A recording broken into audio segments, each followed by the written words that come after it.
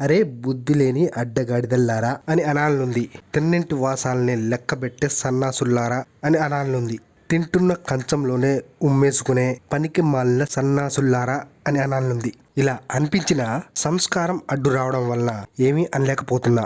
అయితే global star Ram Charan గారి Peddi cinema తీస్తున్నారు. రామ్ చరణ్ గారు అలాగే డైరెక్టర్ బుచ్చిబాబు గారు ఇద్దరు పెద్ది సినిమా స్టోరీని అలా ఎవరు పడితే వాళ్లకు చెప్పేస్తే ఎలా? అలా చెప్పేస్తే ఏదో ఒక రోజు వాడు ఉన్నది లేనిది కలిపి సినిమాపై ఖచ్చితంగా విషం కక్కడానికి అవకాశం అయితే ఉంటుంది. అలాగే రాజమౌళి మహేష్ బాబు గారి వారణాసి సినిమా స్టోరీని కూడా వాళ్ళిద్దరూ సినిమా రివ్యూవర్స్ అని చెప్పుకునే మేధావులకు లీక్ చేయడం అయితే జరిగిందట.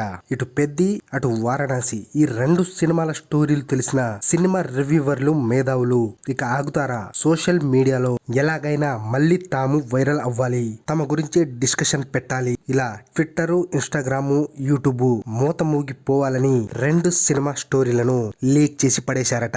అయితే ఈ రెండు సినిమాల కథల గురించి తమకు తెలిసినట్లుగా ఈసారి డైరెక్టర్ రాజమౌళి గారికి ఫస్ట్ ఫ్లాప్ పడబోతుంది అని చెప్పుకుంటూ వెకిలి నవ్వులు నవ్వుతున్నారు.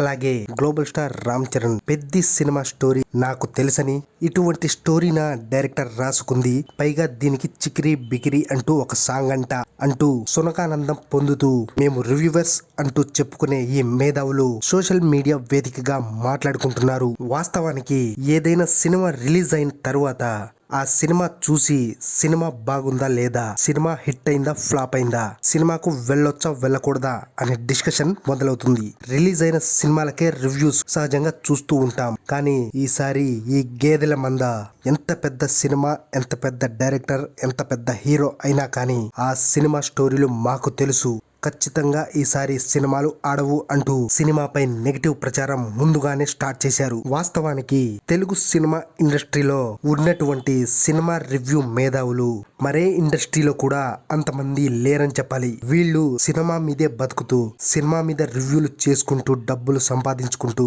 సోషల్ మీడియా వేదికగా సినిమాల మీద బతికి ఒక గుర్తింపు సంపాదించుకొని ఇలా ఆ సినిమాలపైనే విషాన్ని కక్కడం చూస్తుంటే ఖచ్చితంగా దీని వెనుక భారీ కుంభకోణమే దాగున్నట్లు అనిపించక మానదు. రీసెంట్ గానే ఎర్ర చొక్కా అని చెప్పుకునే ఒక పర్సన్ పెద్ది సినిమా గురించి మాట్లాడుతున్న మాటలు సోషల్ మీడియాలో బాగా వైరల్ అవుతున్న సంగతి తెలిసిందే. ఇటువంటి మేధావులపై వాళ్ళిచ్చే రివ్యూలపై మీ ఒపీనియన్ ఏంటో కింద కామెంట్ చేయండి.